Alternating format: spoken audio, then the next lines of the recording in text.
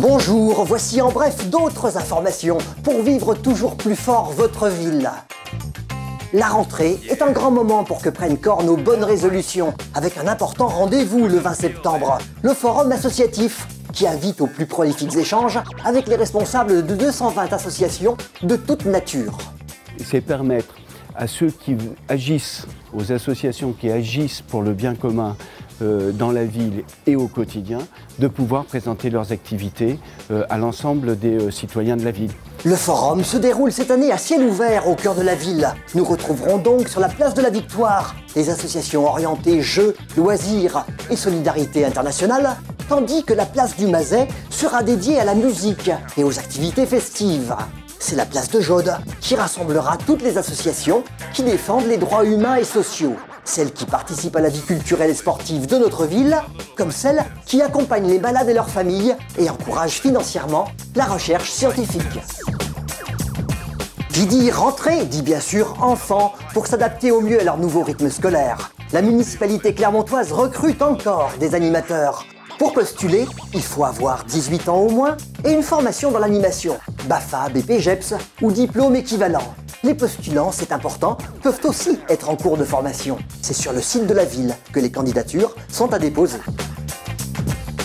Il vient de paraître le guide 2014-2015 des animations et des loisirs de la DAJL de Clermont-Ferrand. On y découvre l'action des centres socio-culturels clermontois, ainsi que tout ce qui existe pour que petits et grands se concoctent un programme d'activités culturelles et sportives sur mesure, toute l'année comme pendant les vacances scolaires. Connaissez-vous la carte Cité Jeune, une carte gratuite à l'intention des 12-27 ans pour découvrir encore d'autres activités orientées loisirs, sport et culture, avec toute l'année des soirées spéciales, des rencontres d'artistes et des tarifs super réduits. On se procure cette carte dans les maisons de quartier ou à l'espace Cité Jeune, 4 rue André Moigné, en face de l'arrêt de tram Hôtel de Ville. Rien de plus simple donc, mais munissez-vous bien d'une photo d'identité. Graines de spectacle, la programmation clermontoise dédiée à la jeunesse, comme très souvent aux sorties en famille, nous propose aujourd'hui un très utile système d'abonnement.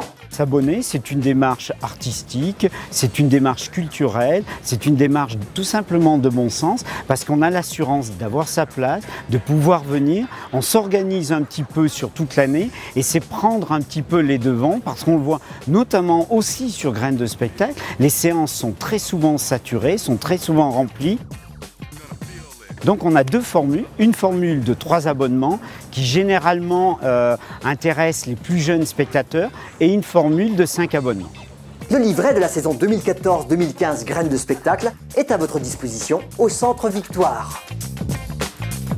C'est aussi l'inauguration de la saison du Conservatoire Emmanuel Chabrier, vendredi 12 septembre 2014 à 18h30 dans la cour du Centre Blaise Pascal. Côté théâtre, bonne nouvelle, la pièce Thérapie et Confession de Jean-Paul Le Guénic, qui vous avait enchanté, est reprogrammée du 12 au 14 septembre à 21h au Petit Théâtre de Vallières. Réservation vivement conseillée. C'est l'histoire de 2 anciens amis de fac qui se retrouvent 30 ans plus tard. L'un est devenu psychiatre et l'autre est rentré dans les ordres et est devenu moine cistercien. Et c'est donc la confrontation de ces 2 personnalités, des personnages assez complexes d'ailleurs, sur la vie, sur l'amour, sur la religion, sur la foi et sur la mort aussi. Au cinéma d'art et d'essai Loriot, c'est dès maintenant la reprise du meilleur de la quinzaine du Festival de Cannes 2014, qui fait connaître le travail de découverte que mène chaque année la quinzaine des réalisateurs. Une réjouissante sélection avec rencontre de réalisateurs à vivre du 10 au 23 septembre. À la coopérative de mai, rien de meilleur qu'une soirée musicale très conviviale avec un bon DJ après une journée bien remplie.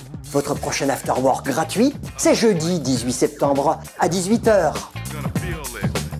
Elle rencontre le plus vif succès partagé dans 2 musées clermontois, l'exposition Tumulte gaulois, qui rétablit quelques vérités et contre-vérités historiques sur le monde gaulois.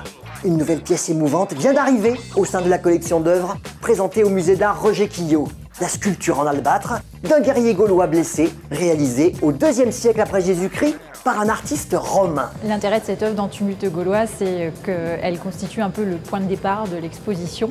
Elle constitue une des premières images de Gaulois produites à l'époque où ces peuples existent.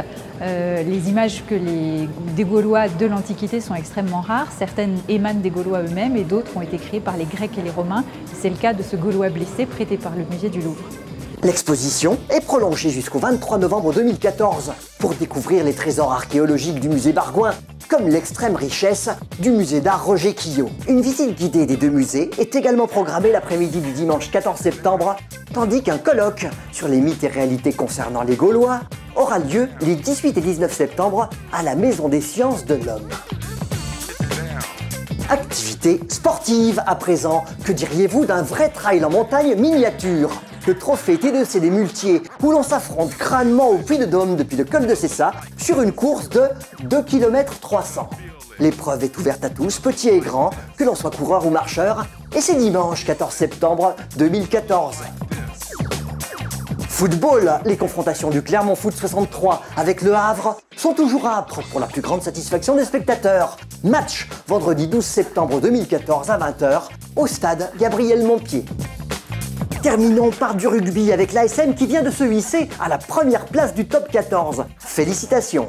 Nos champions seront reçus par le Stade Toulousain le 13 septembre avant d'accueillir à domicile le Lyon Olympique Universitaire le 20 septembre.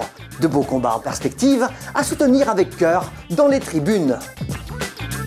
Voici, rapidement dit, prochaine édition d'En Bref, mercredi qui vient. À très bientôt!